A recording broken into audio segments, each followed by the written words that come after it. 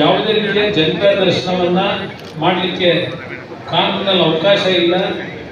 ಜಿಲ್ಲಾ ಉಸ್ತುವಾರಿ ಸಚಿವರು ಇಲ್ಲ ಜಿಲ್ಲಾ ಮಂತ್ರಿಗಳು ಇಲ್ಲ ಮುಖ್ಯಮಂತ್ರಿಗಳಿಗೆ ಮಾತ್ರ ಇವತ್ತು ಜನತಾ ದರ್ಶನ ಮಾಡ್ತಕ್ಕಂಥ ಅಧಿಕಾರ ಅಂತೇಳಿ ನೆನ್ನೆ ಒಂದು ಸುತ್ತೋಲೆ ಹೊರಡಿಸಿ ಅಧಿಕಾರಿಗಳಿಗೆ ಬರದೇ ಇರ್ತಕ್ಕಂಥ ರೀತಿಯಲ್ಲಿ ಸಣ್ಣತನದಲ್ಲಿ ನಡ್ಕೊಂಡಿದ್ದಾರೆ. ಇದೇ ನನ್ನ ಮನೆ ಕಾರ್ಯಕ್ರಮ ಅಲ್ಲ. ಜನಗಳ ಕಷ್ಟ ಸುಖ ಕೇಳಲಿಕ್ಕೆ ಕೇಂದ್ರದ ಒಬ್ಬ ಮಂತ್ರಿಯಾಗಿ ಲೋಕಸಭಾ ಸದಸ್ಯನಾಗಿ ಇಲ್ಲೇನು ಬಂದಿದ್ದೇನೆ. ನಾನು ಅಧಿಕಾರಿಗಳಿಗೆ ದೋಷ ಕೊಡೋದಿಲ್ಲ. ಈಗ ಅಧಿಕಾರಿಗಳು ರಾಜ್ಯ ಸರ್ಕಾರ ಏನು ಹೇಳ್ತಾರೆ ಅದಕ್ಕೆ ನಡ್ಕೋಬೇಕಾಗ್ತದೆ.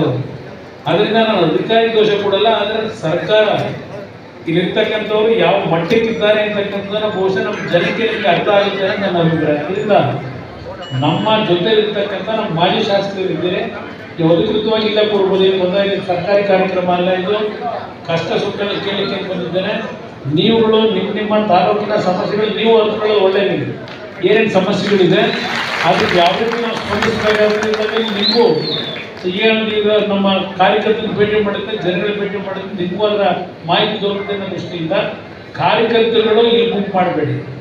ನಮ್ಮ ಆದಷ್ಟು ನಮ್ಮ ವಿಕಲಚೇತನರ ಅಂಗವಿಕಲರು ಇದ್ದೀರಿ, ನಿಮಗೆ ನಾನು ಅಲ್ಲೇ ಬಂದು ಸ್ವೀಕಾರ ಮಾಡ್ತೀನಿ, ಮೆಟ್ಲತ್ತು ಬರೋಕ್ಕಾಗಲ್ಲ. ಇಲ್ಲಿ ನನಗೆ ಅರ್ಥ ಆಗ್ತದೆ. ಯಾರ್ಯಾರು ಭೇಟಿ ಮಾಡೋಕೆ ಈಗಾಗಲೇ ಬಹುಶಃ ನಮ್ಮ ಕೌಂಟರ್ಗಳು ಓಪನ್ ಮಾಡಿದ್ದು ಒಂದು 10 ಕೌಂಟರ್ನಲ್ಲಿ ಸುಮಾರು 300ಕ್ಕೂ ಹೆಚ್ಚಿನ ಒಂದು ನಮ್ಮ ಬಂಧುಗಳು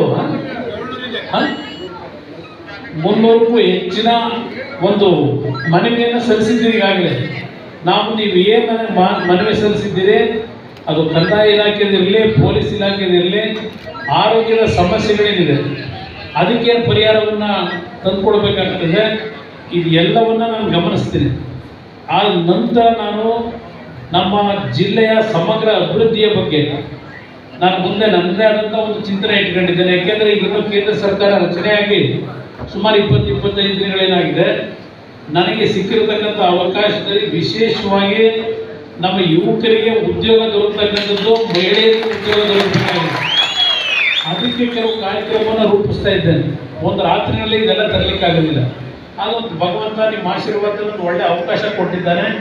ಬಹುಶಃ ಮಂಡ್ಯ ಜಿಲ್ಲೆ ಮತ್ತು ನಮ್ಮ ಬೆಂಗಳೂರು ಗ್ರಾಮಾಂತರ ಇರ್ಬೋದು, ಕರ್ನಾಟಕ ರಾಜ್ಯ ಇರ್ಬೋದು, ಇದು ಒಂದು ಭಾಗ. ಮತ್ತು ದೇಶದ ಮಟ್ಟದಲ್ಲೂ ನನಗೆ ಇರ್ತಕ್ಕಂಥ ಒಂದು ಜವಾಬ್ದಾರಿ ಇವತ್ತು ಈ ಇಲಾಖೆಗಳ ಮುಖಾಂತರ ಲಕ್ಷಾಂತರ ಉದ್ಯೋಗಗಳನ್ನು ಸೃಷ್ಟಿ ಮಾಡ್ತಕ್ಕಂಥದ್ದು, ದೇಶದ ಒಂದು ಆರ್ಥಿಕ ಪ್ರಗತಿಯನ್ನು ಮೇಲ್ತರ್ತಕ್ಕಂಥದ್ದು ಜವಾಬ್ದಾರಿ ಇದೆ.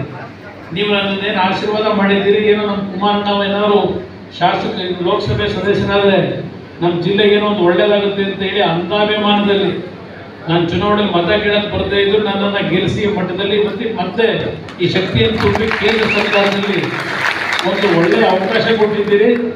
ಇವತ್ತು ನಿಮ್ಮ ಋಣ ತೀರಿಸ್ತಕ್ಕಂಥದ್ದೇ ನಾನು ಮಾಡಬೇಕಾದಂಥ ನನ್ನ ಕರ್ತವ್ಯ ಇದೆ.